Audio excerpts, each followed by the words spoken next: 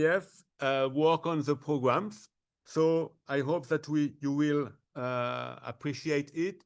But they didn't succeed in one request to the sunshine the very first day you come. So they will improve a little bit, and next time I am sure that the sun will shine. But tomorrow there is no problem about that. Oleksandr Spivakovsky will speak about the historical aspect of ICTERI and the previous edition. So I will share first some figure about our university for all people who don't know it. It's about 32,000 of students, about 4,600 staff, and we have about more than 50 laboratories. And you are in one of the research structure of the university. The university is spread out on about 19 campuses. Most of them are in Nice and in Sophia Antipolis, but there is one in Cannes, there is one in Menton, and one or two in another department of France. We have about 1,000 students involved in PhD program, and we have about 300 students each year which get the diploma. We are recognized in France. We are labelized IDEX, that means Pole of Excellence in Research.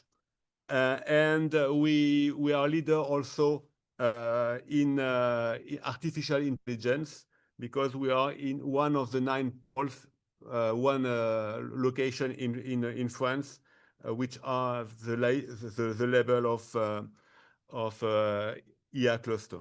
So I will not speak too much more about this, but we just remind that we have about 20% of our students will come from the international. And I will give the floor to my colleague, Oleksandr, that will present all the series of ICTERI. And first, I would just like to remind one thing is Oleksandr, which is rector of KSU, Kherson State University, is also my friend, and for 25 years at least. So, Oleksandr. Thank you.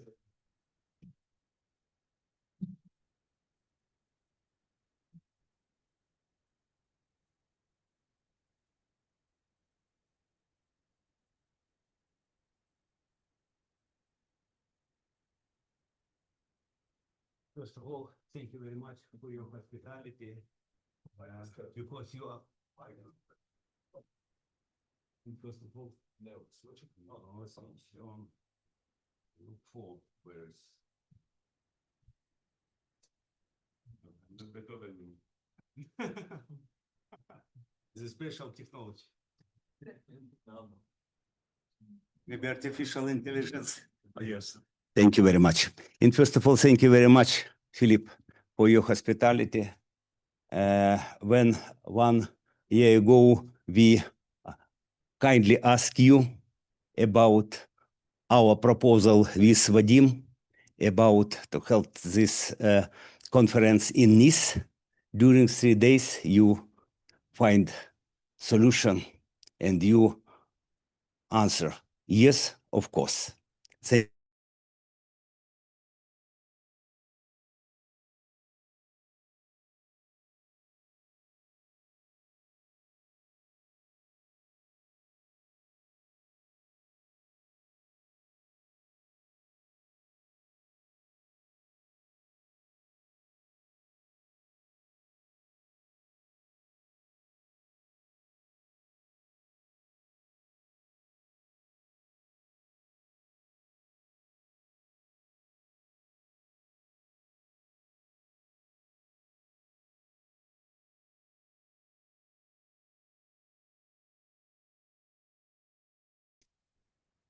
which give a lot of value for our relations. It's very important, and the result of this job. Dear colleagues, participants, and guests of ICTERI 2025, on behalf of the organizers, I am pleased to welcome you to the 20th International Conference on Information and Communication Technology in Education, Research, and Industry, ICTERI 2025. Which this year take place in Nice, France, in our France. The history of the conference today, widely known as ICTERI, began in Kherson in 2021 as part of the Tempus project informational infrastructure of higher education. Until 2014, before the first attempt on Russia make the full aggression, it was held exclusively at Kherson State University. I am proud of this as the rector of the university, which so founded the conference together with University Côte d'Azur. In the previous time is the University of Nice Sophia Antipolis. And Professor Philippe Lahire. Due to the significant expansion of topics in 2010, the conference was renamed to the internationally recognized ICTERI. In the following years, our conference was hosted by Lviv Polytechnical National University 2016, Taras Shevchenko National University of Kyiv 2016, 2017, 2018, Kherson State University 2019 and 2021, Karazin Kharkiv National University 2020, Vasil Stefanik Prekarpathian National University 2023, and the Ukrainian Catholic University 2024. This year, the 20th Jubilee edition is hosted by one of its so-founder University Côte d'Azur in Nice, France. ICTERI is a place where ideas become reality and innovations bring true value. Here you can see fundamental research, practical applications, artificial intelligence, infrastructure solutions, and educational technology being discussed in an open academic community. The growth and development of the conference would not be possible without Professor Philippe Lahire, Vice Rector of Digitalization of University Côte d'Azur and so-founder of ICTERI, as well as Professor Frederic, Mallet, Georges Mallet, and Professor Laurence Nelis-Blanc. And inspiring organization, by the way, about Nelis. In 1998 in Odessa, in the first time we met each other. And inspiring organizer and permanent driving force of ICTERI is Professor Vadim Ermolayev, the very great friend of the Ukrainian Catholic University, who is also an honorary professor of Kherson State University. Thanks to his vision, ICTERI has earned a reputation as a respected conference recognized worldwide. A major contribution to the development of ICTERI was also made by Professor Grigoriy Zhalkevich, Professor Mykola Nikitchenko, Professor Tilman Reuter, and Heinrich Meyer from University of Klagenfurt, Austria, Mikhail Zavileyski, DataArt USA, Professor Gary Pratt, USA, Martin Stecker, University Toulouse, France, Professor Michel Lvov and Associated Professor Hennady Kravtsov, Kherson State University, Professor Vitaly Yakovina, Lviv Polytechnical National University, Ukraine, University of Varmia and Mazuria in Olsztyn, Poland, and Professor Yaroslav Pritula, Ukrainian Catholic University, Ukraine. ICTERI publishes its Proceedings main conference poster sessions and PhD symposium with Springer. The ICTERI Springer volumes are indexed by DPPL, AI Composite Mathematical Reviews, CCI Mega and Scopus. All materials undergo rigorous review and evaluation by the program committee, which guarantees high quality. Usually, less than half of the submitted papers are accepted for plenary presentation. This strict selection process and the high quality of the conference materials ensure the growth of its reputation among scientists, educators, and researchers. I can confirm this personally. Between 2019 and 2023, none of my own applications passed the program committee review. That is how demanding the selection process has been. Yeah, yes, of course. Because when we see each other in the first time in 23, we talk with you about this rule. It's a very good rule for everybody. I would like to thank University Côte d'Azur, France, for their support, as well as all partners and organizers.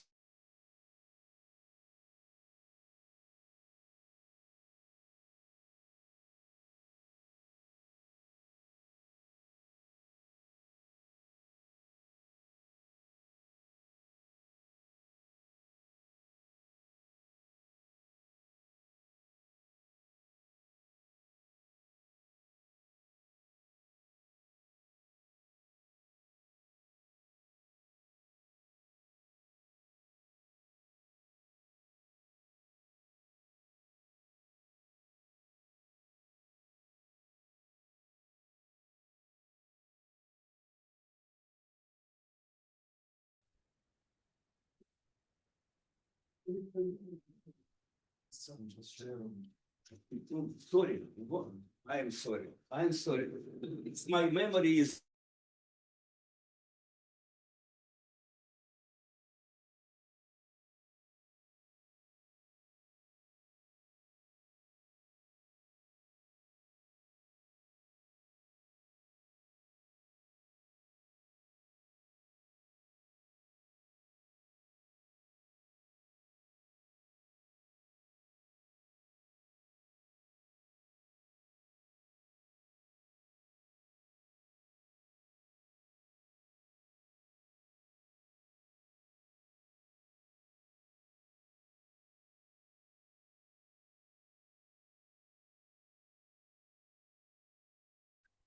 Okay. Sorry, I have to reshare my presentation. I will do.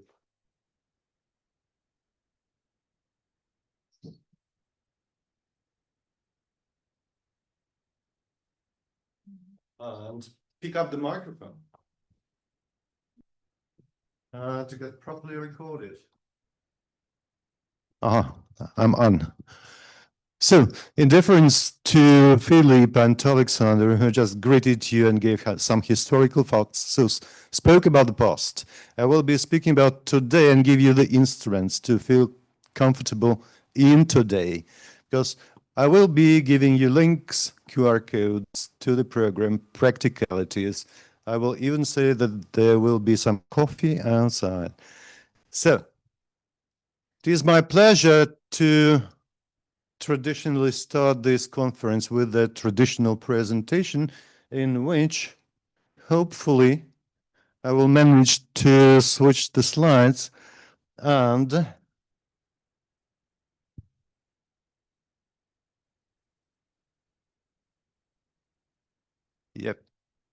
give you some facts and figures about the conference. This conference is a little bit smaller than it was before. This year we had 58 paper submissions, of which 45 went to the main conference and 13 went for the PhD track. Those papers have been written by the authors of 13 world countries. As you may see, not only European countries, as you may see, not only Eastern European countries, as you may see, not only Western European, Southern European countries, including quite a broad representation of different authors, different schools, which added diversity and richness to our program. So you're lucky to have a very good, rich and diverse program in ICT here at this conference.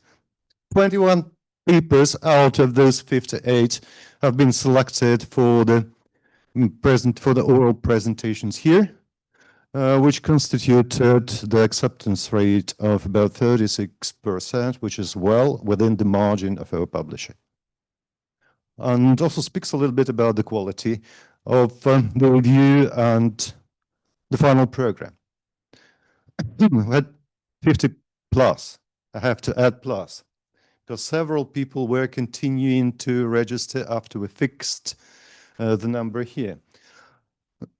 From Ukraine, France, Germany, UK, Australia already, and so on. 100% of those registered participants registered for in-person participation, which is an indicator in these days.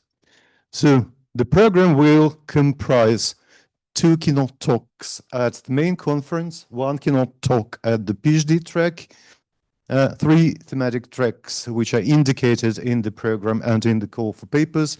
The program committee was comprising 66 people from many countries, 14, not only European.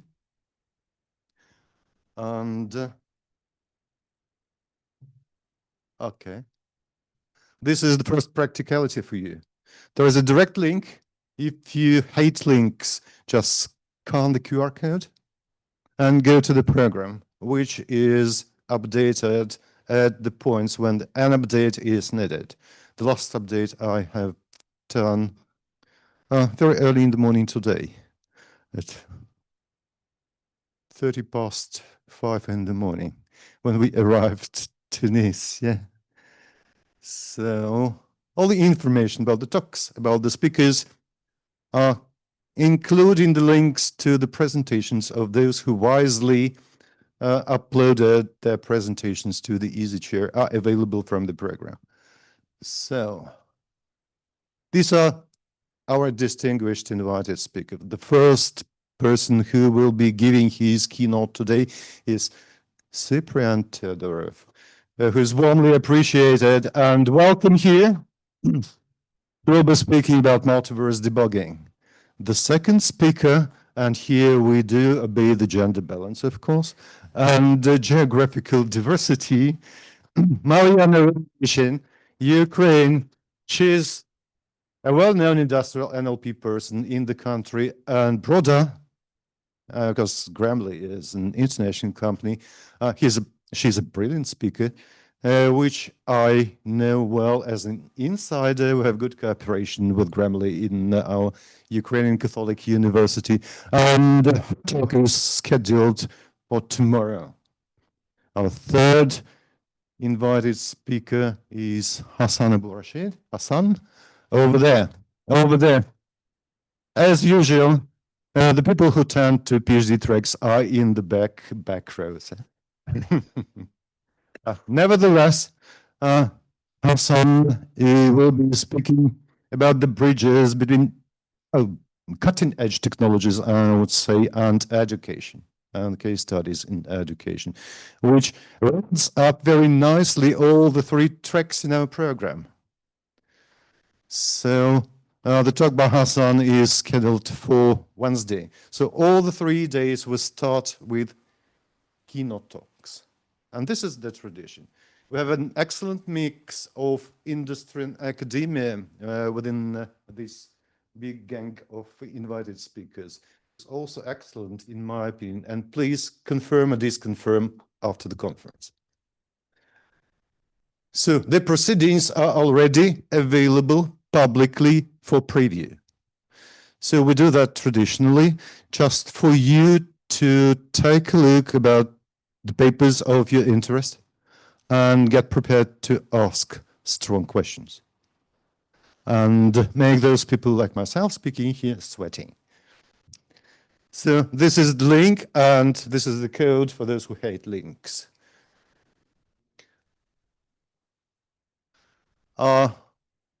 This is the rule of the game. The language of the conference is English, no exclusions, no French. s'il vous plaît.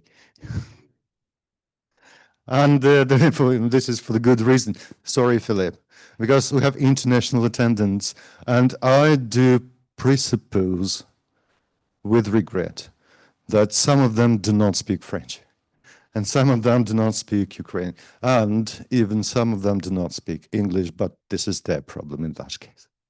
Papers must be presented in English. Questions must be asked and answered in English. This is a traditional international rule of conduct for an academic conference, as you well know. In the coffee breaks, people expect that you address them in English, and then you decide privately. So this is for communication. As you may see, this is mine, and this is mine, and you may come along, and I don't care. This is just a link to a very short conference profile detailing, giving the links to more information about the person carrying this badge. To get more information, to get prepared to ask strong questions, just to have some coffee together and say, by the way, I looked at your LinkedIn profile or at your ResearchGate profile, and you're excellent in this and that, and I'm excellent in this and that, and we're mutually complementary, you know? So myself, I wouldn't object to become mutually complementary. Oh.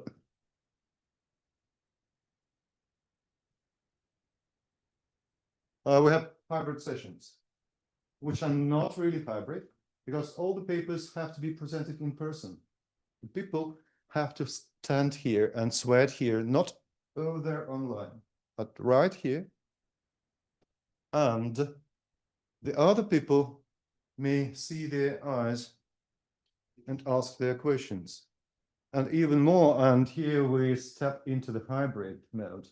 People online may freely come and listen and pose questions after those who sit here.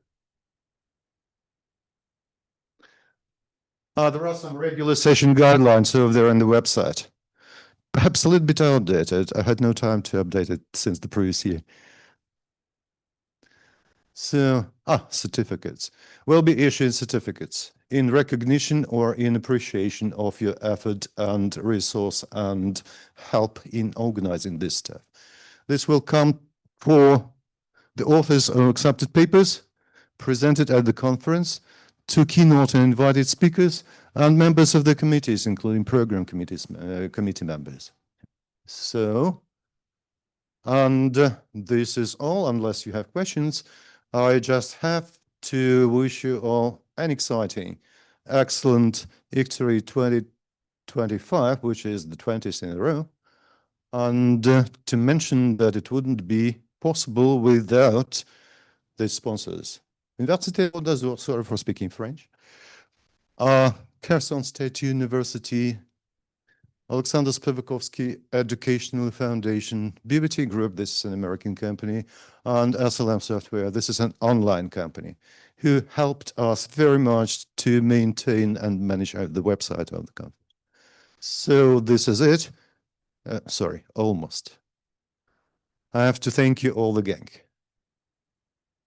Thank you very much, all those who spend their night hours, weekend hours in not relaxing, having good life but working for the conference. Here are the people: Philippe Lahire, General Chair; Oleksandr Spivakovsky, the General Chair; Vitaly Yakovine, who is the Proceedings Chair, and he's still working hard and did all the best to make the proceedings already available for the preview. Marie-Agnès Perle-Differty and Andrei Krenicher, who enabled and assured that the word about the conference will be spread publicly and will be heard. Taras Panchenko and Grigory Zholtkevich, who managed the poster sessions in a very efficient and effective way, which resulted in that we skipped the poster sessions, but we took the best accepted papers from there and promoted them to the main conference for oral presentations, just due to the quality. Golan Rabi and Alexei Ignatenko, who made their best to collect submissions, do reviews, and very strictly select the best papers for the PhD track, and also Oleksandr Vasilevsky, who is the web chair, the guy who is an online guy, and thanks to whom we still have this website working and being informative. This is it. And I'm happy to answer your questions, if any. Frederic will back me up if I fail miserably. And if we both fail miserably, I do think that Philippe and Alexandra stand up. Thank you very much. I'm not reaching up.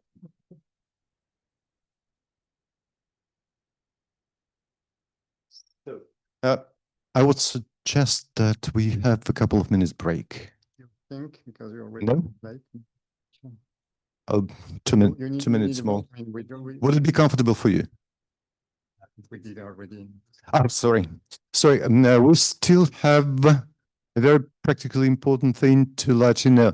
And I hand over the mic to Chantal Natrier, who will be telling you about even more practicalities and important things. All right. Thanks, Vadim. First of all, good morning, everyone. My name is Chandan Atreya. I'm part of the university's International and European Development Team. We call ourselves the DDIE. And we have the very easy task of promoting internationalization of the university. So on behalf of not just our leadership, but then also on behalf of my team, a very well, I wouldn't say warm welcome, but it's a nice, pleasant welcome in Nice today, considering that it's raining a little bit. So there are a few practical components which we've tried our best to make sure you're comfortable over the next 3 to 4 days that you will be here in Nice. This room, in case you have so this building we have is called the MSHS building. We are part of the Saint-Jean d'Angely campus. The university is very lucky. We have around 14 different campuses, just to complicate our lives. We like it in France. But then the thing is, you're in Saint-Jean, you are in the MSHS building, and this room is called Salle Plate. So that's basically the room plate. I don't get it, but then it is what it is. So it's called the Salle Plate. So in case you get confused or if you get lost around, MSHS and Salle Plate are the two things that you need to remember. We are keeping some water here. There are toilets just in the corridor that you came in with. There's also a small kitchen in case you want to, fill in some water if you have water bottles that you need. There are coffee machines just outside the corridor. So I'm sure, considering that a lot of you have just turned up this morning and might be sleep deprived, there is coffee machines. When you go for lunch, we will be closing this particular room. So in case you feel you want to leave your bags, your computers, whatever, it's safe. We will be locking this room and it'll be open only when you come back. So if that's something that you would like, it's absolutely fine. We will have, a small coffee break that will happen in the afternoon, which will be just outside in the hall, which is just right next to this room. If you have any other questions, please feel free to ask me. I will try my best to ensure that you're comfortable. And beyond that, thank you very much. I hope you have a wonderful conference. And again, welcome to Nice and welcome to Université Côte d'Azur. Thank you. Thank you, Shandan, for all the organization and the details. So I think we can start now. I think it's we don't have a break just now, so we can have more time after for lunch. So we start with the first keynote speaker, Ciprian Teodorov, who is coming from NSTAR. And NSTAR is part of Institut Polytechnique de Paris. Technically, it's part of a team which is called P4S, I think, in Leipzig. So Leipzig is northeast of France. And he's full professor there, and he's been involved in several topics that I thought was of interest for our conference. He's involved in model-driven engineering. He's involved also in model-based system engineering. But he coupled that with some techniques of formal verification, which make it interesting to be sure that what you do is actually correct. So he has developed a semantic language that he interface that we will see a bit in the presentation, but he's talking about multiverse debugging, which I'm very excited to hear about. So I leave the floor to him. Welcome him, please, for.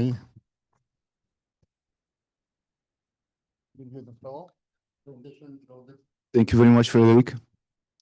And I guess I'll start with a very important announcement.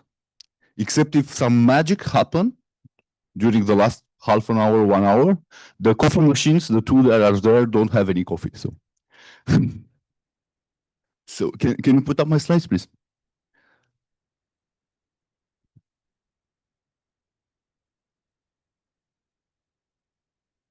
And yeah, thank you everybody for the warm welcome. Hopefully, I'll manage to be at the right abstraction level and not lose everybody. Can I maybe get the keyboard this way? I can.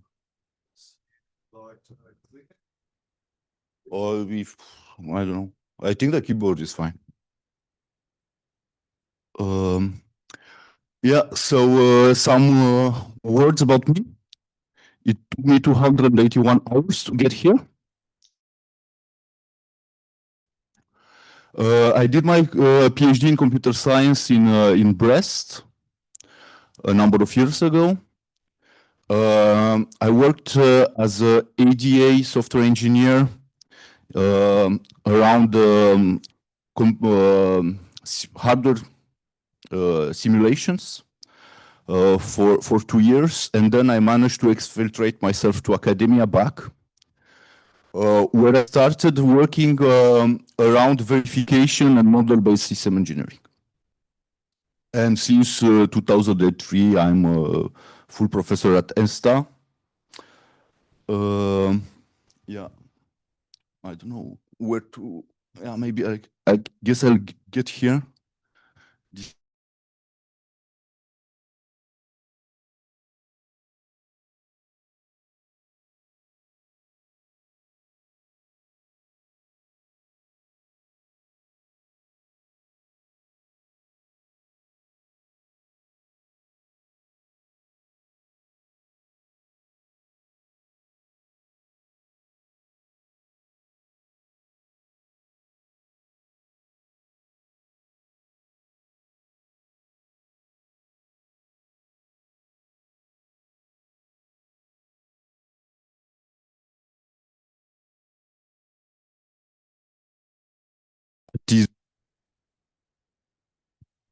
breath life in your specification.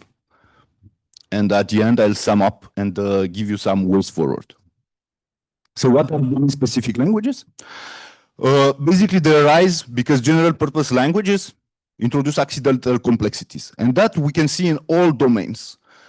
Even people that are not working with computers, in their particular job, they will start developing a particular language focus that streamlines a bit the technicalities of the job that they are doing. And we're calling them domain experts. And basically, they share a common understanding of the field in which they are working, and they are developing some shortcuts in order to be more effective.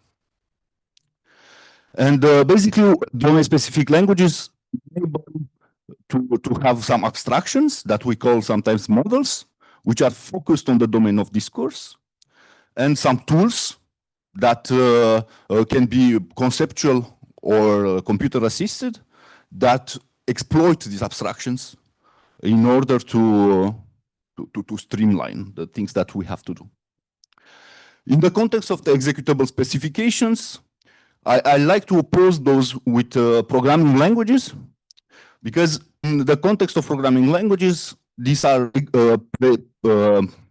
prescriptive specific languages that force the computer to perform something, or in order to understand the problem, to think about the code above the code, as Leslie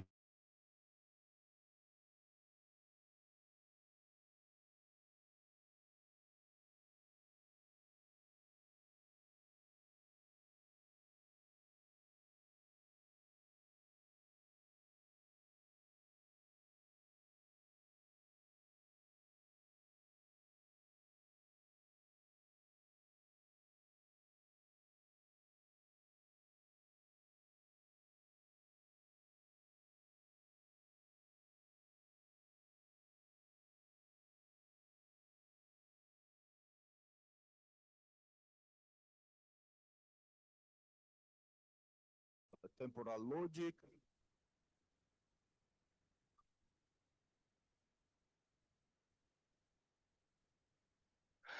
Automata, hardware description languages, and even some standards that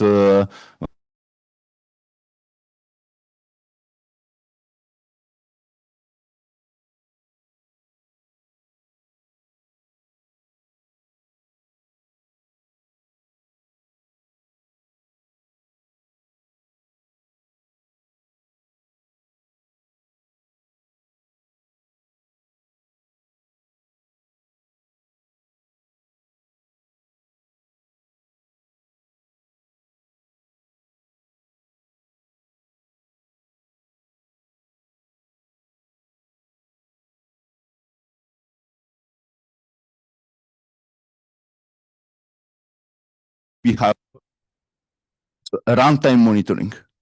In my context, monitoring, it's any process that allows us to observe the execution of a specification language. Okay, so runtime monitors are only a subclass of language monitors. And of course, we have a zoo of language monitors too. But the simple execution is like a unit for the monitors. We are running the problem, we don't observe anything, and at the end we get the result. We have the runtime monitors that I just noted that help us observe something that's going on during the execution of our systems. We have debuggers, and we'll go a bit deeper in the classification of debuggers a bit later.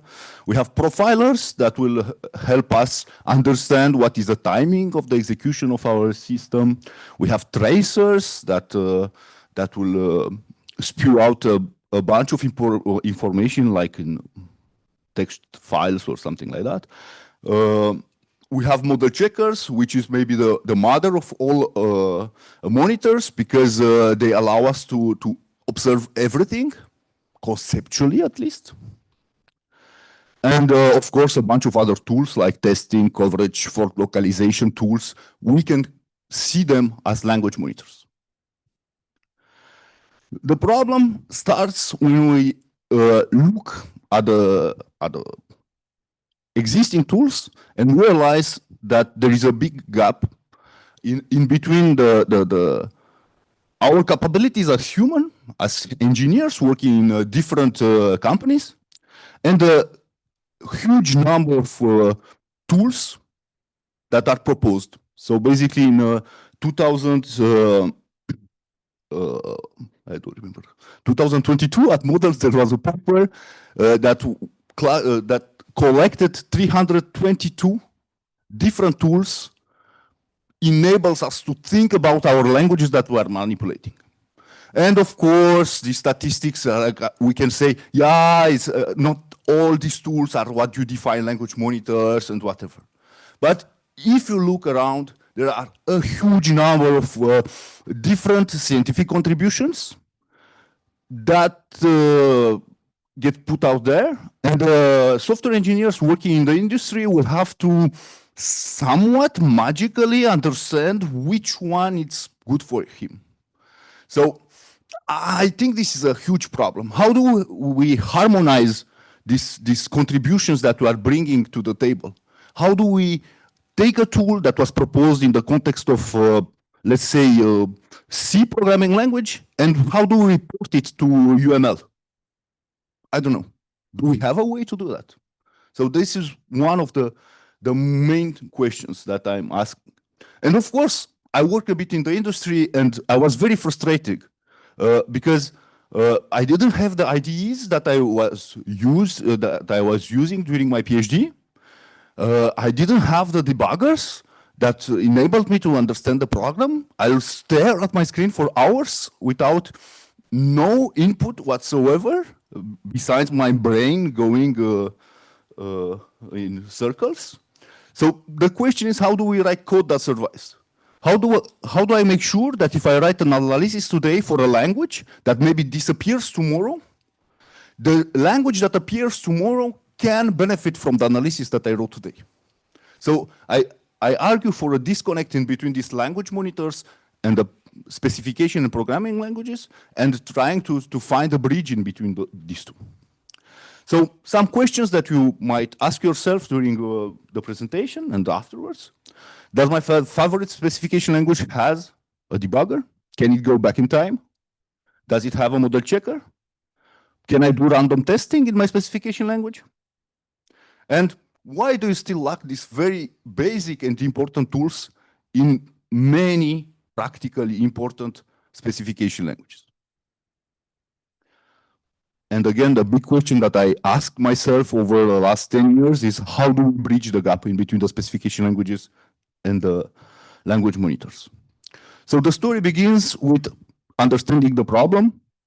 What I call the high semantics and the inaccessible monitors. So let's say that we have an executable specification, and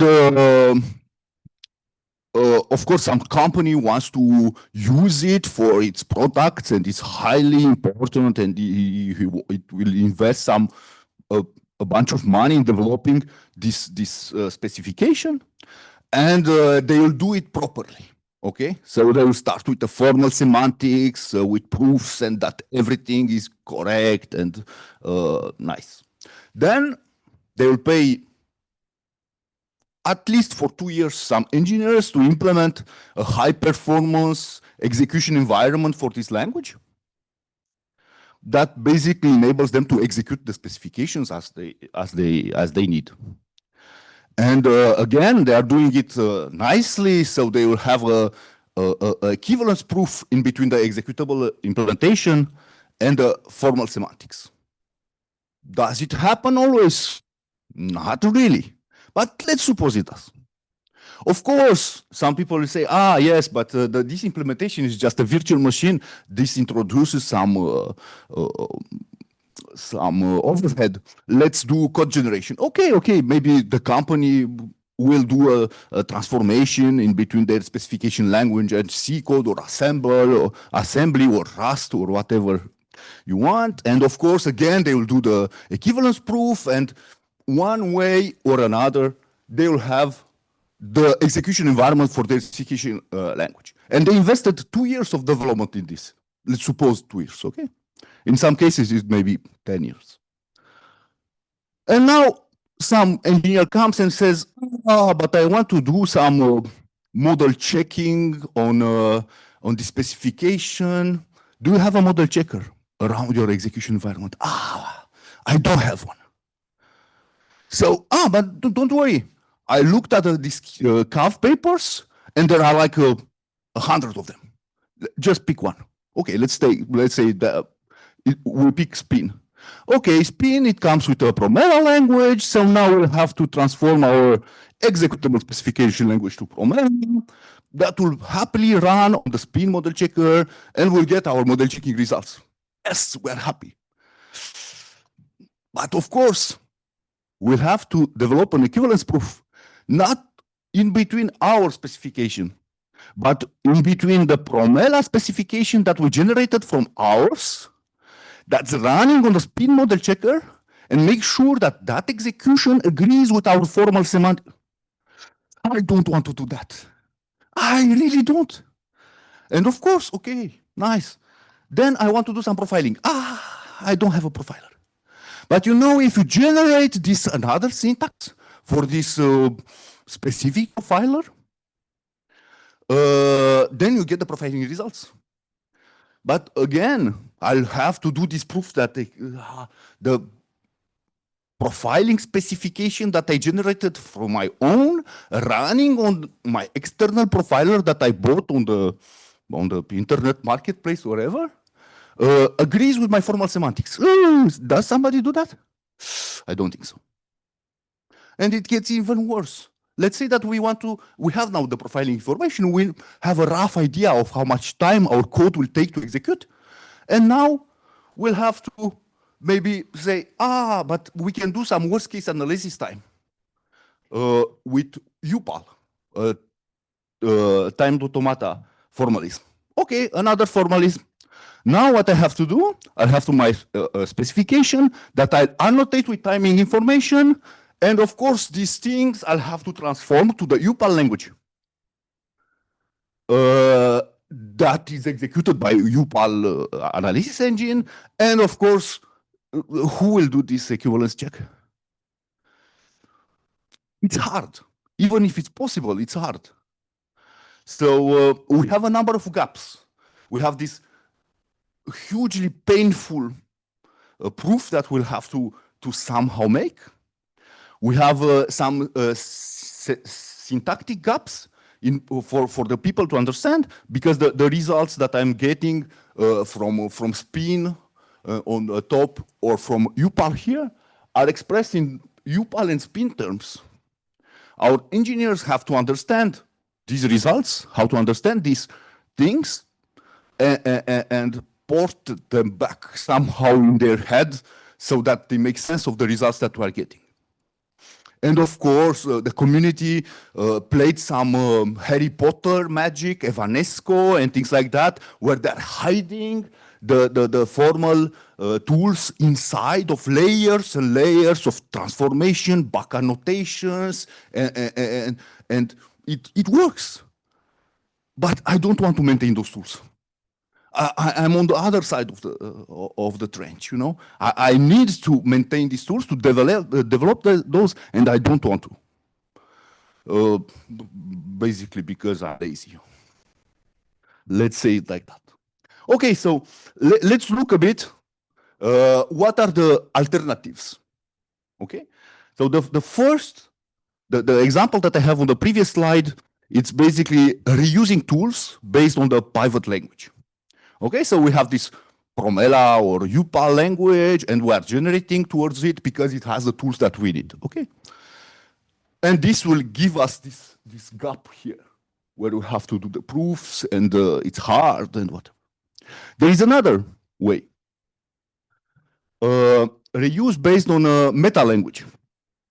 In this case, we have a nice meta language, maybe K framework, maybe Gmok Studio, or something that will give us the tools, but sadly will require us to re-implement our language in the environment of the tools, using the meta language of the tool. And that's good if we're starting from scratch and we are aware of these meta tools. But if my company did that investment before, and now this meta tools, beautiful meta tool appears, I'm stuck. I have to reinvest 2 years of engineering on rewriting my highly optimized execution environment. And sadly, I don't know, many of these meta tools won't allow me to do some JIT inlining and these crazy things that people developing a highly performance execution engine are doing. And yeah, the problem here is that it's nice, I don't have the gap. I am happy, but the meta language is fixed. So how can we free our approach for this meta language idea? And one thing is to think about the tools that we are using as families of tools, and maybe focus on the tools and trying to understand what are their requirements, and maybe we'll get somewhere from it. So the tools, I'm speaking about testing, about coverage, about monitoring, about scheduling maybe, about model checking, and debugging.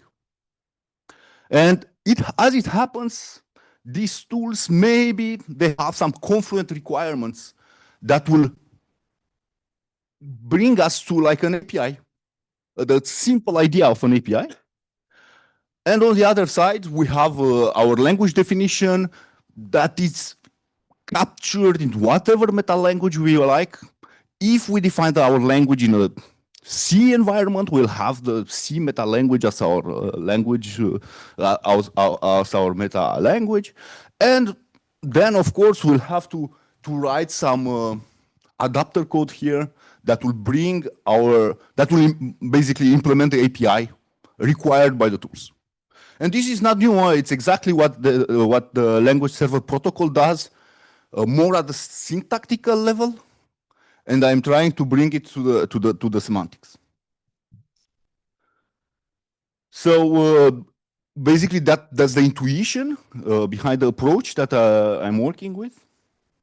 That I'm calling it Gamin, because yeah, Gamin. So the idea is like, let's try to make it simple. So I have a subject language. Let's call this API a semantic language interface, SLI.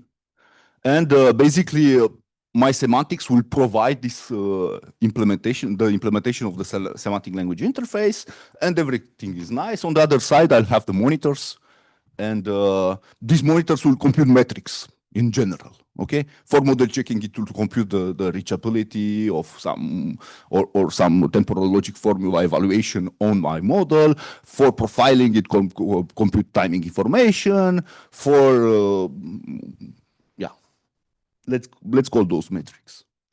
So what is this interface, and how do we build the monitors if we have this interface?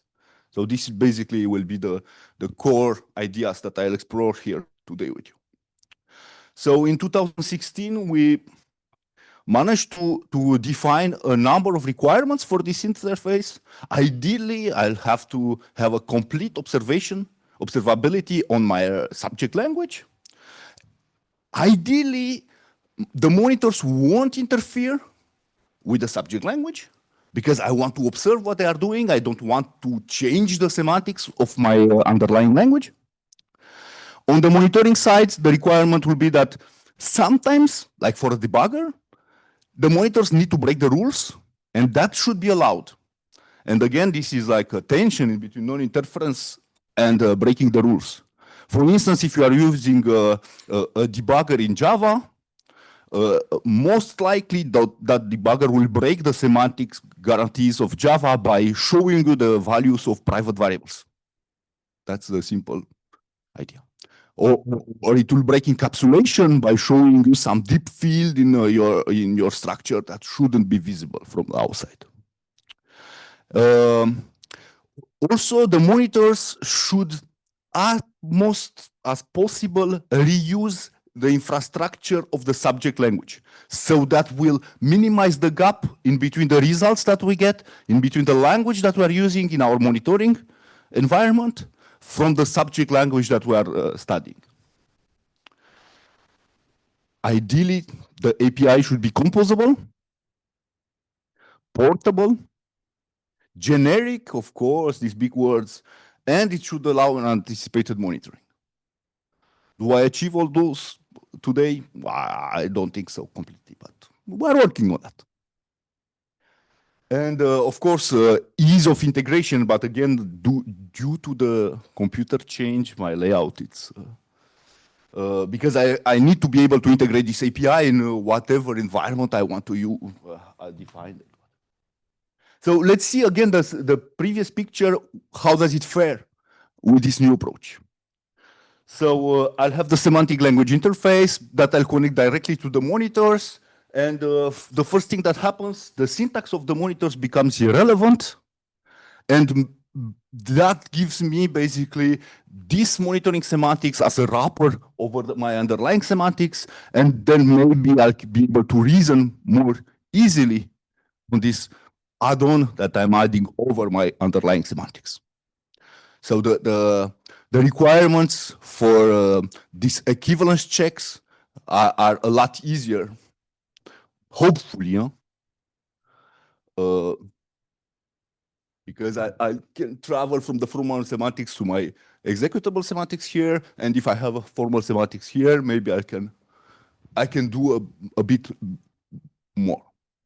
Okay, so and now again, I have this monitor over my underlying semantics that will compute some results in its semantic domain, and then it will expose those to the interface, to the other monitoring language. And the main takeaway here is like, try to connect the semantics, not the syntax. Okay, let's go down to the meaning. The syntax is just for humans, and we are trying to build tools that already have their abstract syntax. There are all things that are not exposed to the user. So let's go down to the abstract syntax. Let's go down to the encoded semantics that is already captured as a program as an execution engine or something. Okay. And then we looked at the monitors and we said, yeah, maybe we can decompose them a bit in like something that I call a monitoring bridge and the execution sequencer, execution controller. So execution controller, it's a simple sequencer that will just run our monitor. It can be interactive so that I can stop and step in the execution, or it can be a rather more complex algorithm like an empty exchequer coming from the model checking world. What is this interface, you ask? So what we came up with, it's a rather simple interface decomposed in first to capture the semantics. We'll have to implement a function that gives us the initial state of our semantics given a specification. And of course, because we are caring about specification languages, this initial state, it's not maybe not unique, so it will give us a set of initial configurations. Then from a given configuration, we'll be able to ask the language to give us the actions that are available that it can fire in that configuration. And that will be a set of actions. And of course, now if I have a configuration and one action, maybe I can ask the semantic, now execute this action in the given configuration that you told me that this action is valid.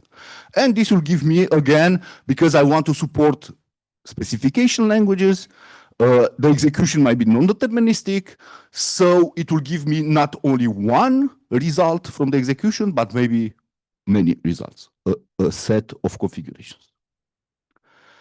And this approach is very similar with the temporal logic of actions of Leslie Lamport, but I ditched the syntax. Okay, and recently in 2023, OmniSemantics use a very similar approach in theorem proving in order to ease the proofs around the non-deterministic specification languages. And basically, we can see this interface as an operationalization of the relational definition of omnisemantics that they are using. Okay, like a way to implement what they used in the mathematical proofs. And sadly, the semantics is not enough because my monitor wants to ask to evaluate some metrics, remember? So we'll have to ask some questions, like detailed questions to the semantics. So we'll have to have an evaluation function that takes arbitrary expressions and evaluates them in the context of my subject language. And only my language runtime will be able to answer those questions because my language runtime knows how the language is implemented and he's the source of truth. Okay, so basically this evaluation function in the most generic case, it will take the form of an expression evaluated on an execution step that is composed of a source configuration, the action that is executed, and the target configuration. This way we can observe everything in a behavior.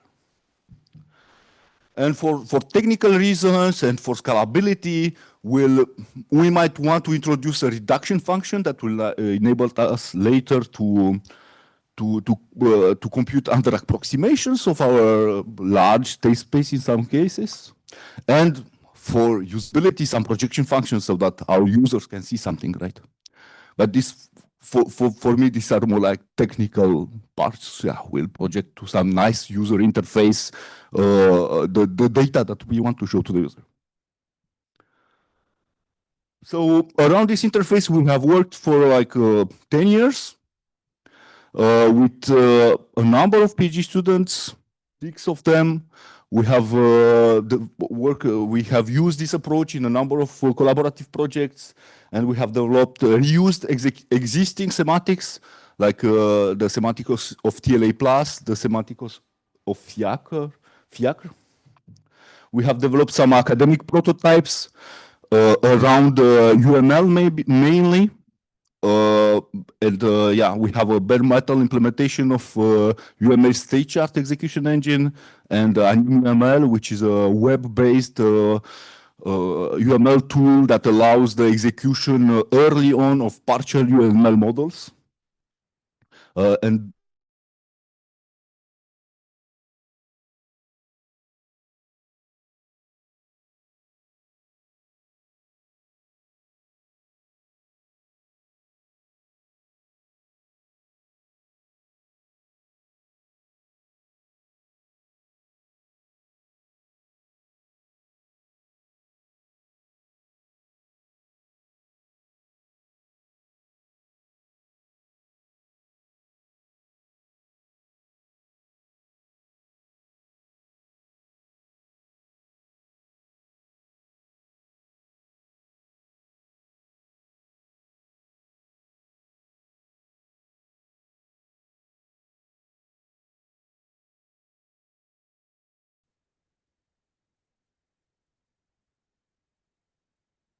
And now you should hold well to your chairs because I think I'll start going fast and furious.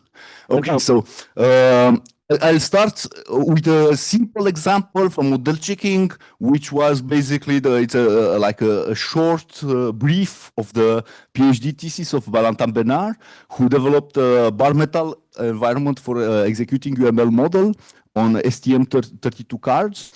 So basically, through this semantic language interface, we realized that on one side, we can connect a simple sequencer that will run on the embedded card, and on the other side, we'll disconnect the execution controller and we'll connect this whole model checking infrastructure, which strangely looks like in the books. We have a huge synchronous composition in between the semantics of our subject language semantics, UML state chart in this case, and the temporal logic semantics interpreter. And that's connected to an emptiness checker. And this way we can do temporal logic model checking on a bare metal interpretation of UML models. All this was also formalized in the theorem prover. And of course, if you are doing UML and you have more than one state machine, you quickly have a problem. How do I schedule them? And you will have to say, okay, but the semantics gives me the actions that are available. Let's install the scheduler as a reusable component afterwards. So basically, the scheduler is nothing more than a filter that selects the semantic actions that are allowed to execute at some point in time. And of course, if you install a scheduler, then you don't have to schedule the environment model that is connected to your specification. So you'll have to connect the scheduler, then do a synchronous composition with the environment before getting to your model checker. Because if ever you schedule your environment, you defeat the purpose of doing something that's a bit sound. And that's nice. Having the scheduler as a filter, we realized that we can install another filter here that can implement some partial order reduction policies, and that will help with scalability of model checking techniques. And at the end, we said, but nice, we have the semantics implemented bare metal. Why not implement the synchronous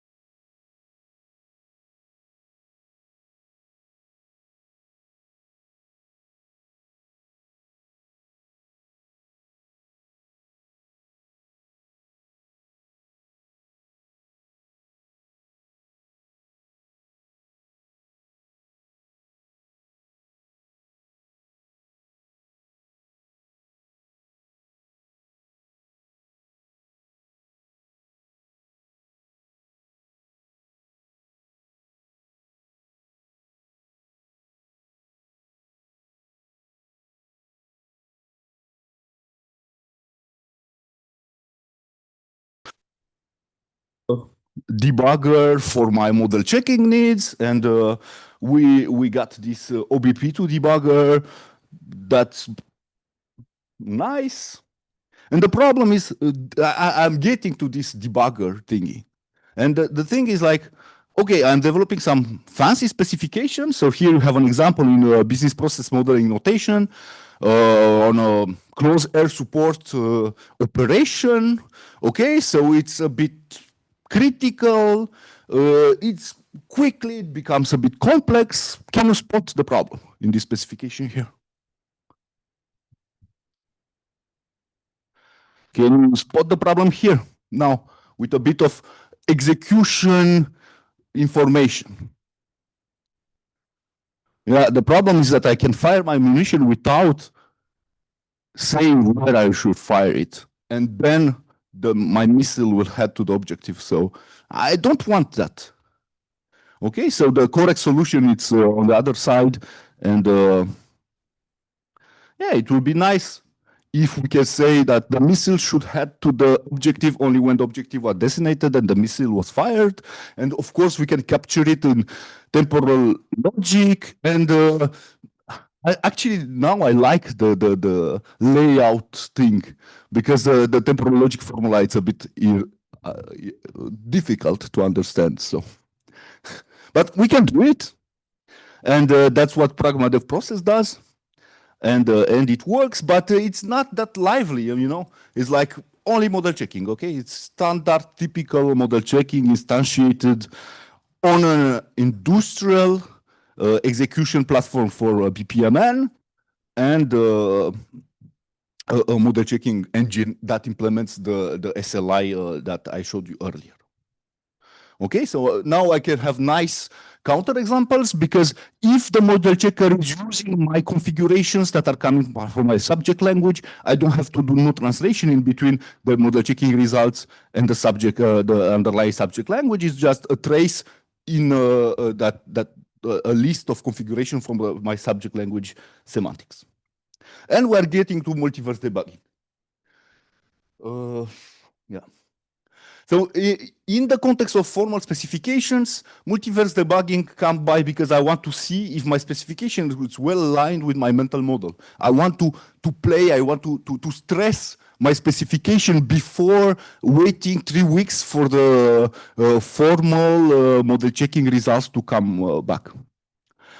So it's nice in the early phase of design to stress a bit my specification, to develop it a bit more interactively. And it's also nice if my model checker after 3 weeks of running gives me a counterexample. I like to be able to play with that counterexample and confront it with different execution possibilities that I'm having whilst working that counterexample. Okay. So it's just typical debugging workflow that I need. And nowadays, they are starting developing these things, like in TLA Plus, they have a debugger since like 5 years ago, but like 10 years ago, there weren't any, so I was very frustrated. Nowadays, I'm more relaxed. And of course, in the concurrent programming world, you have the problem to understand sets of behaviors. What happens if you have a tricky scheduling bug that plagues your execution? You want to take the scheduler out of the loop, play with your specification in the full non-deterministic setting, maybe to uncover the bug in your scheduler, right? So that will bring down determinism, and that was observed, and a multiverse debugger was born. In 2019, at ICUP, Torres and the co-authors introduced the concept of multiverse debugger. Okay, so basically multiverse debugger, why multiverse debugger? We have a universe which is a trace of execution, and if you want to analyze a set of trace of executions, you will have multiple universes, right? And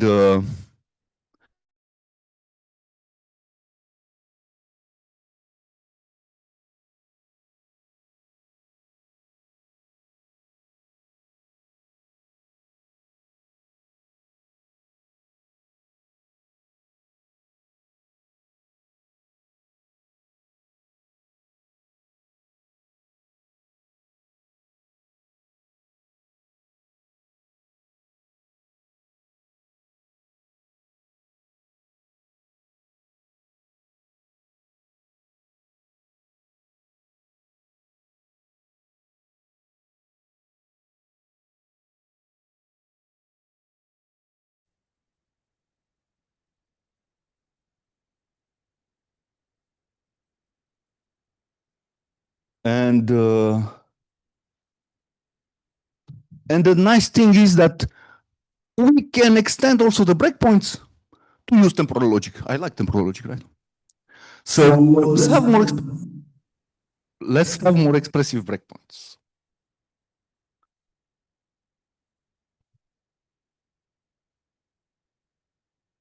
So the multiverse debugger was born. It will work through a semantic language interface with any specification language. And the stakeholders will have to provide a specification that will get interpreted by the underlying semantics. And of course, this multiverse debugger will intercept the semantics and it will let us basically execute the debug actions that we'll see in the next slide and observe the debug configuration through the projections that I mentioned earlier. And of course, these stakeholders will want to express some, to encode their breakpoints.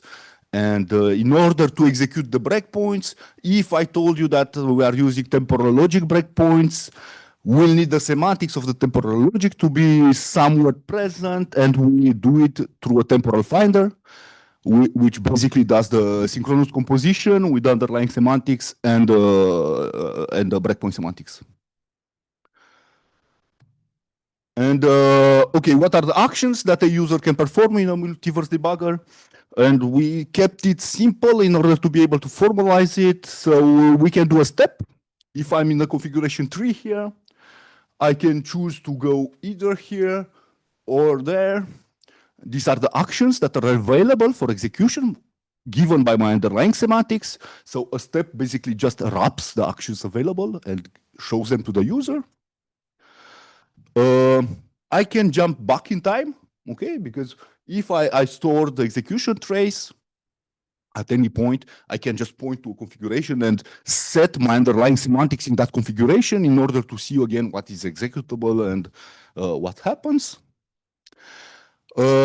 Remember that I was enforcing that all the API functions were non-deterministic. So basically, each configuration here, it's a member of a set of configuration that I get. So basically, when I'm executing 3, if the execution is non-deterministic, I get the configuration 5 and 6.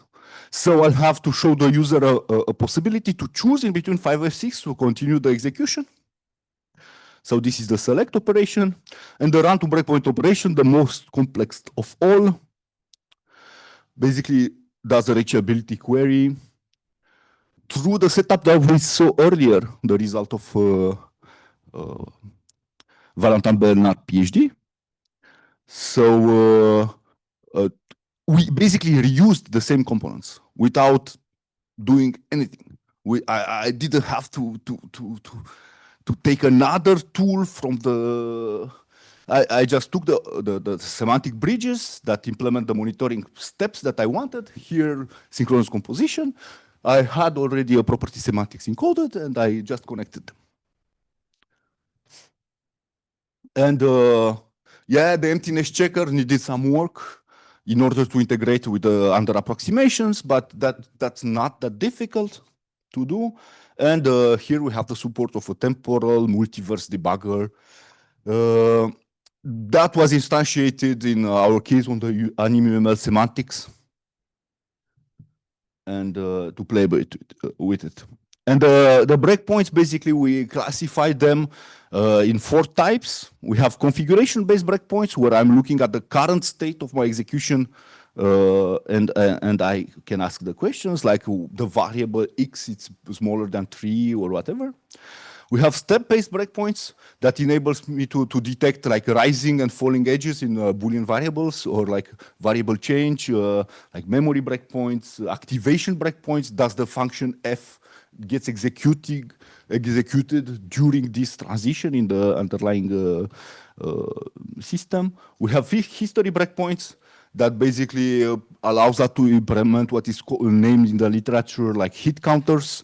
I want to stop after the 3rd execution of that instruction, so I'll have to be able to count the things that happened in the history, and that's a bit more complex to do in the context of reachability, because basically we have to do like model checking, monitoring, like like observer-based model checking, because of course the execution trace is not linear, so we'll have to account through which path we.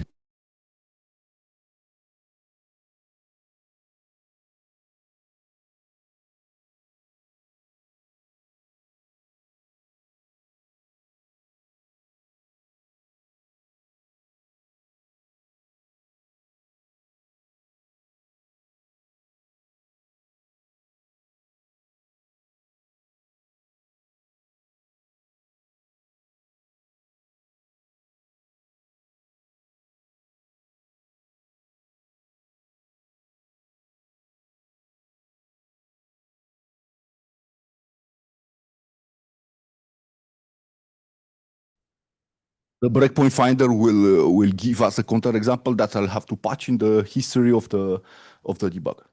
Okay, so here you have like a short, a screenshot, some screenshots of that instantiated on AnimUML. So we have here like a structural model. Here we have like a state chart and with some watch expressions. And this is the branching history that the user can walk on. So basically, this is the initial configuration of our state chart, and then we did some action, and here we have we had a non-deterministic point that was explored by the user. So if the user is in configuration 7, he can jump back, he can progress to the next configuration by choosing the semantic actions allowed by the underlying UML state chart formalism. So now let's sum up and think about some ways forward. So the interactive debugging. Interactive debugging, I didn't spend much time yesterday evening. I just took the citation from GDB 88, and it's nice because it introduced like interactive execution of the program with pause, step, and resume. It allows us to explore one execution trace, rather a bit limited. The exploration is forward, and we can step back in GDB, but only one step.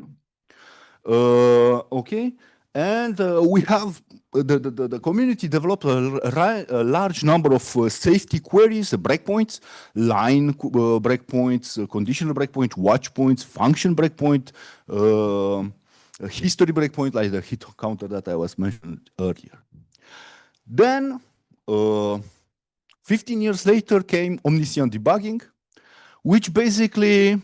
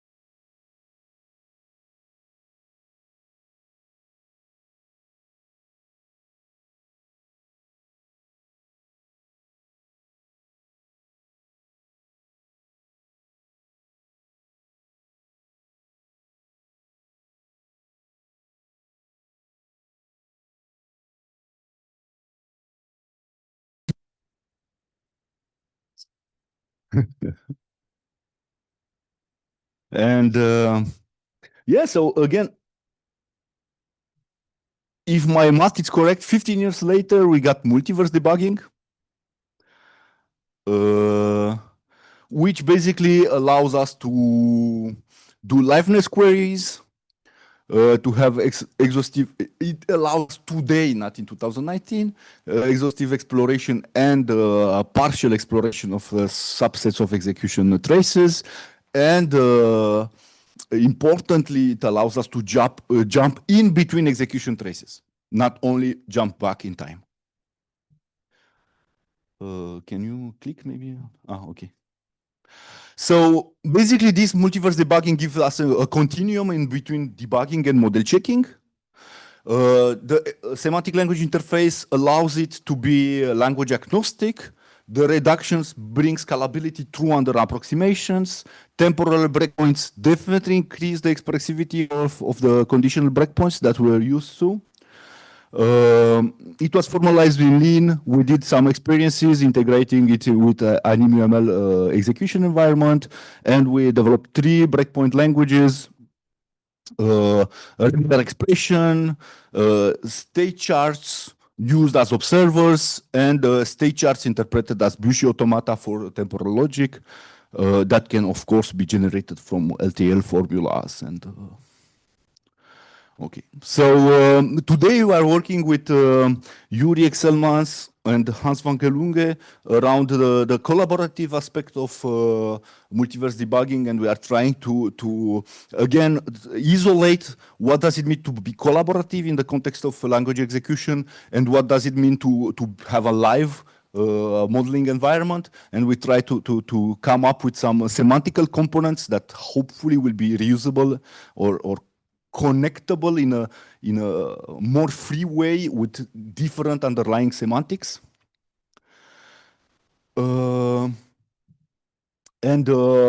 in ways for future, it will be interesting to be able to see how we can compose the underlying semantics with, for example, timing interpretation to get like a timed automata formalisms, and we perform some successful steps focused on the business process modeling notation, where basically we took a BPMN semantics, existing BPMN semantics, and we managed to wrap around a timed automata formalism that then brings us to a typical model checking setup, and getting that in the hands of the user will be very interesting. Does the semantic language interface allow us to do like arbitrary composition in between different languages? And I know that Frederic and Julien have a lot of work around modular composition of heterogeneous languages, and it will be interesting to see how does that fare in the context of a more rigid, more low-level semantic interface. And of course, if, as you can see in the context of multiverse debugging, for me the story is like, yeah, we'll have to do some user studies, develop some nice user interfaces, but the semantic foundations are there. So now the questions are more on the subject language semantics part, and basically the hardest question that I see today is how can we develop abstractions that reuse an existing semantic implementation. Because of course we can do symbolic execution, we can do some abstract interpretation, but if we have to recreate the abstract interpreter from scratch without reusing blocks of the underlying semantics, again, our engineers in the real world will be sad because we'll have to develop the real semantics and then spend time to re-implement maybe mostly the same thing, abstract interpreter semantics. So I think that there is a lot of work around basically abstract interpretation and symbolic execution to see how we can reuse the underlying semantics more. And yeah, what do you think?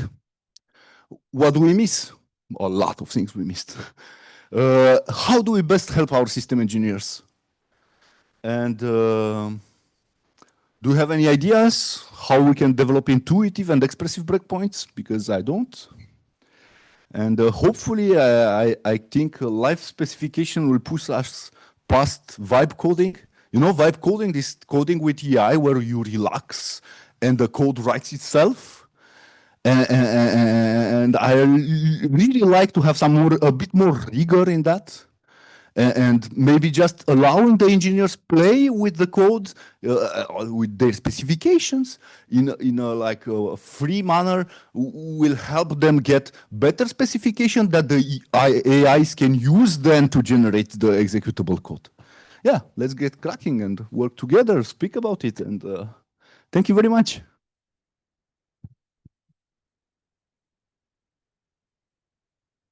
We'll take the portable mic from you, and please use one of those.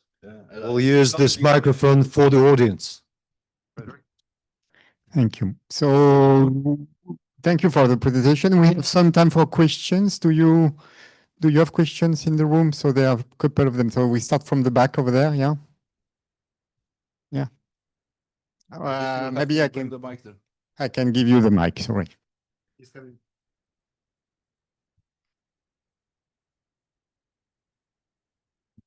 Yeah, so maybe if have questions, maybe you can come forward. This way we can. Super. Thank you so much.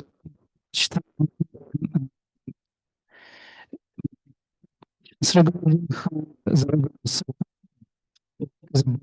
security. So nowadays it's the most challenging question in all this process.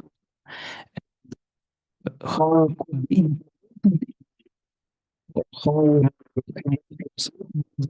because you said nothing about these questions.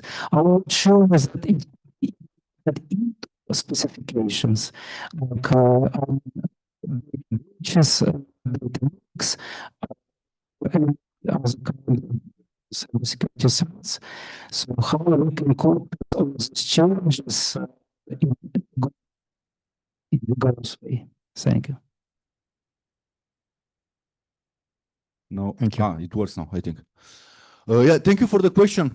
I think it's a very important question, and my take on it is like, let's first make sure that our semantics are right, and that when we are running a bit of software, at least it agrees with the underlying semantics that it should carry. And if, for instance, if we don't have any bugs in GDB, all our C programs will at least agree with the semantics of C, and then we'll be able to run some proof systems and have some security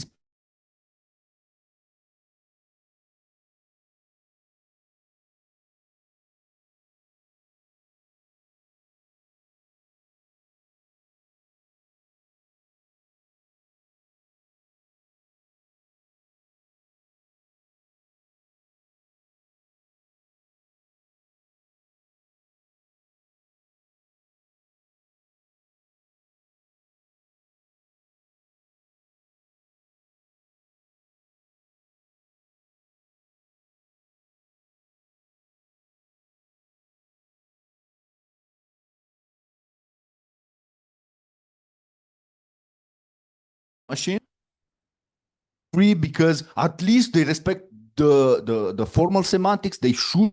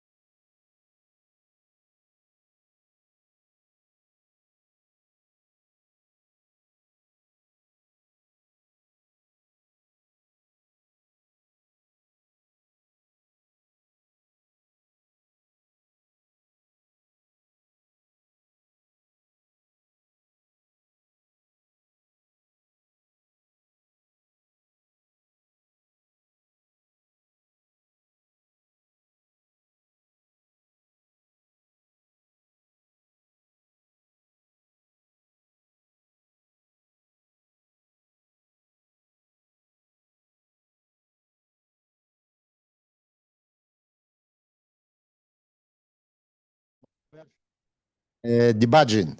Yeah. One of the activities, multi-version development. I mean, application of diversity approach for safety critical system, for reactor trip system, and so on.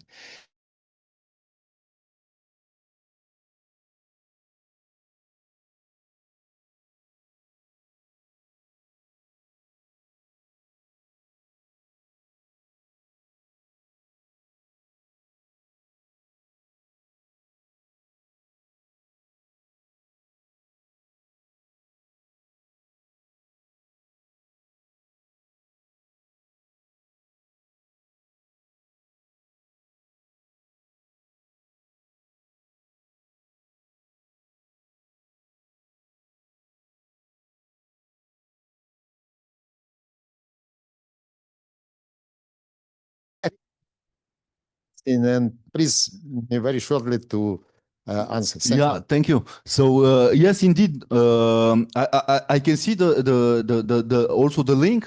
It's like product line engineering also studies these sets of systems that we are developing conjointly, and in a live collaborative environment. Also, we will have these diverging paths, converging paths, and you have sets of behaviors that emerge this time at the collaboration layer.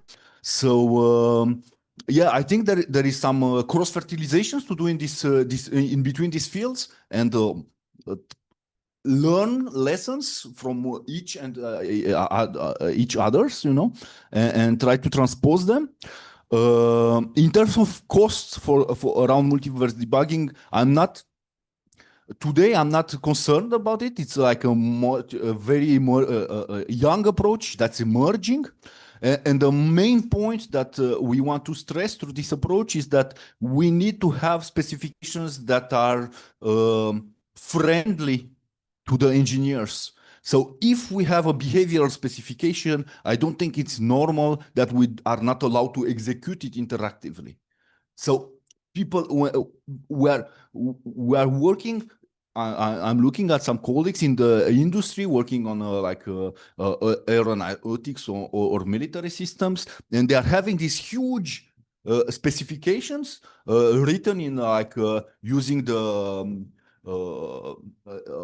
NATO framework, for instance, NATO architectural framework, where they are using either activity diagrams or business process modeling notations for studying military operations, like the one that I showed you earlier. And basically, they only can contemplate the PowerPoint slide, the PowerPoint equivalent in the different tools, in order to understand the emerging behavior of the specification. So basically, I'm more concerned with helping the engineers get to that understanding than the ergonomics and the cost part of it. From my perspective, if you are able to play with your specification early on, you'll definitely reduce the cost of bugs that arise in deployment. You know, because a strange behavior presented itself and you shoot down your own plane because the missile left without an order, you know? Okay, so yeah, it's not exactly an answer to directly to your question, but I think there are some discussions to be had and some lessons to be learned all the way around. Yeah, hi. First, thanks for your presentation. It was great. And like, I'm from a different work dimension. Like I'm from the neural part, basically. Yeah. I work the neurosymbolic AI mostly, but we use the symbolic approach to like train the reward model or use as a reward model for the like replace or not replace, basically to help human to training the neural models. And our domain is the scientific domain because we train the language models or agents to solve complex problems like physics, mathematics, and this domain.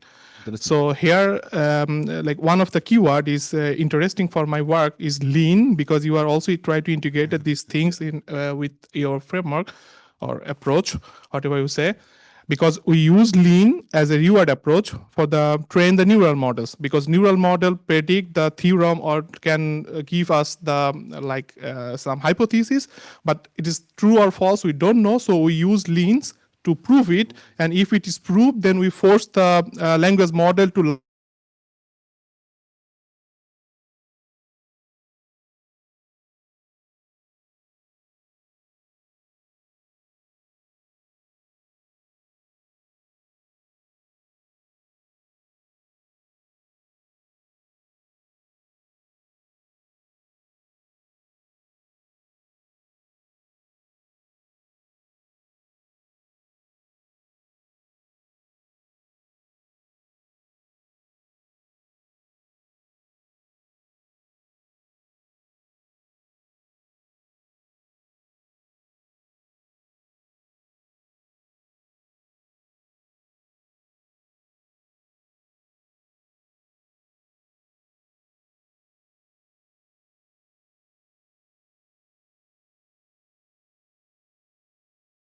around before getting to these hard questions.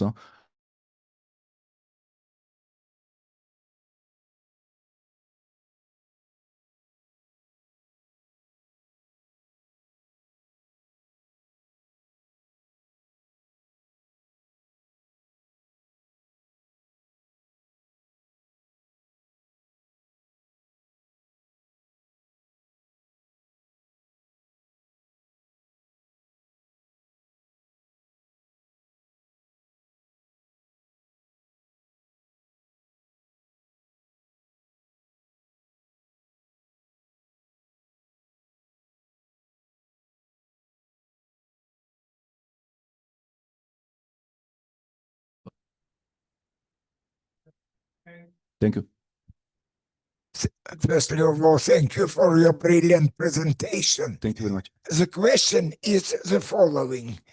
As I understand, when some tool is developed, there are some steps. The first step is to translate the questions in natural language, roughly speaking, into the sequences in language of super high level. Something like maybe generalized algol or something else. Then interesting thing happens. Engineers begin to present this or other views in this super high language into the sequences of commands in some initial programming language. Then is two-step compilation. Firstly in Ой, Господи. First in this high level language, and then in your target language. Right? No, firstly into assembler. Okay. And then in machine commands. Yeah. Okay. Then execution is carried out for initial data. How do you choose this data? Is it some analog of Monte Carlo method, or you use some properties of specific domain initial? And different variants of this tool may be implemented in different ways. The semantic is the same, but its implementation is different. So your data will be different for different implementations. Indeed. What you do in this case? Thank you. Yeah, I'm trying to thank you for the question. So the easy answer is I'm trying to ease my work, and I'm saying we should have only one implementation, so we don't have this divergence behavior. But if ever that arises, we could do like refinement proofs and equivalence proofs to show that the data that's formatted differently how we can translate it in a in between the two ways it is exposed. But my point, it's not necessarily about how do we implement a specification language. And I'm trying to let the implementation side of using, I don't know, algol or assembly or writing it in. If I have a fixed implementation, it will just expose the data as it is, and the evaluation, the questions that I want to ask to my subject language environment, I'm delegating it. That, let's say, they translate, as you said, natural language in a formalism that's understandable by my subject language semantics, that has this evaluate function that is able to answer my question.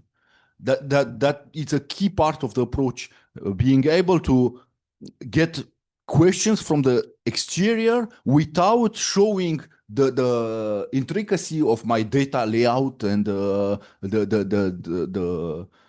implementation details. So everything, this part of the thing is hidden behind this evaluation function, which is not more than Lisp eval with a context that it's a execution step.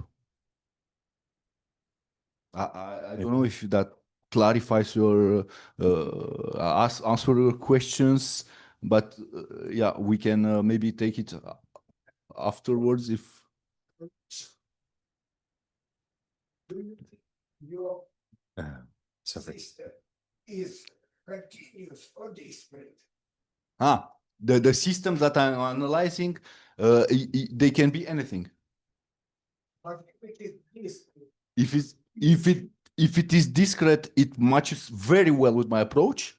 If it is continual, today's what we're doing, mostly we are discretizing it. So basically we'll have somewhere an abstraction that will give us a discretization.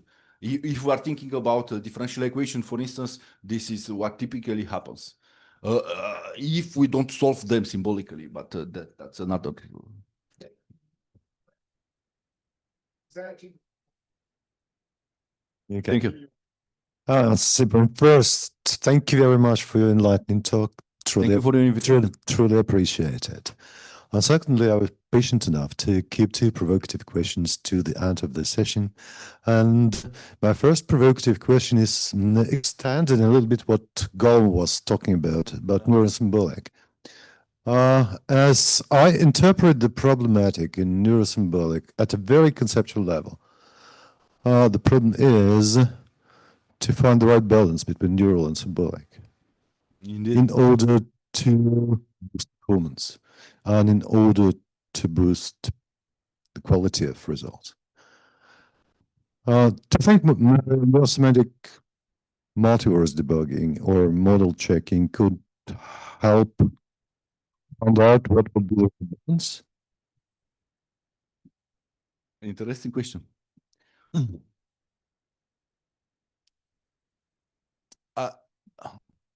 I don't know if this formalization approach, like I don't know if formalizing the problem that you are describing can be interpreted operationally. No.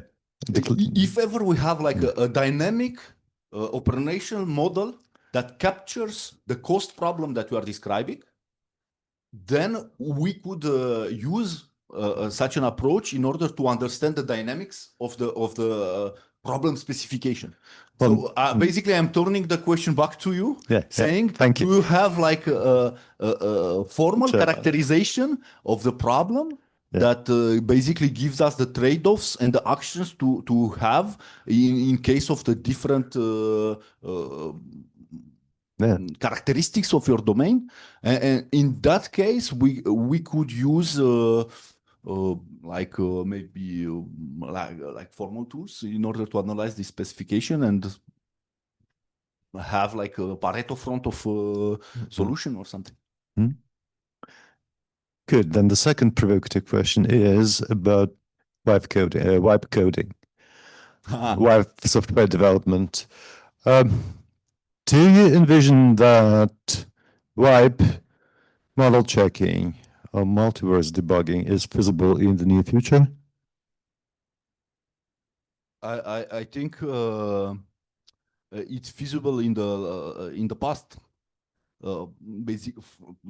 From a very broad perspective on what artificial intelligence is, because you have these partial model checkers that are doing like statistical exploration of the state space, which basically it's a bug finding tool, so that already works.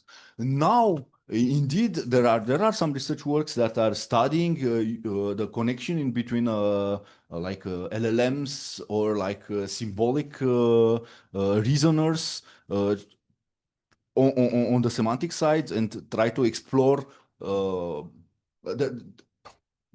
again, it's in the past, all the game theoretic approaches to model checking.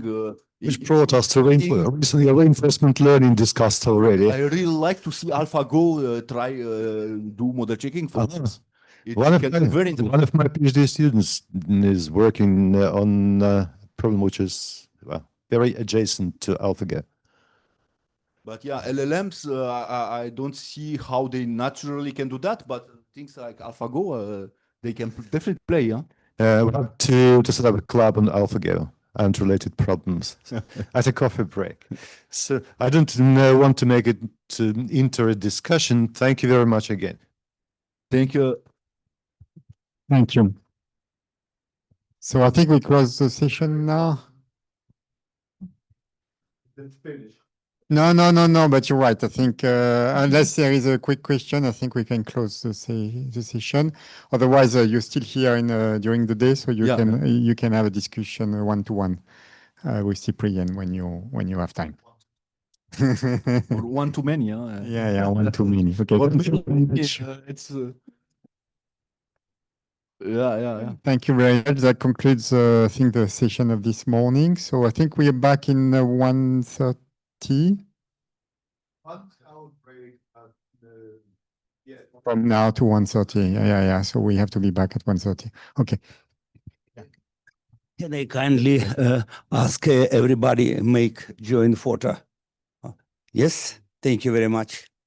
It's very important because we must give message for Ukraine today. It's very important for our country. Thank you. But it's depend of. So you want to make a short shower, right? Yes. Right here, the benefit.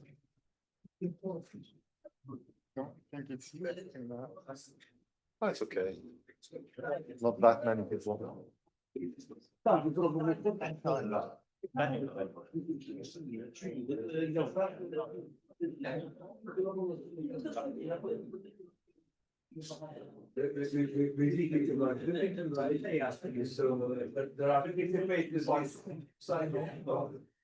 And I keep in touch with either of those.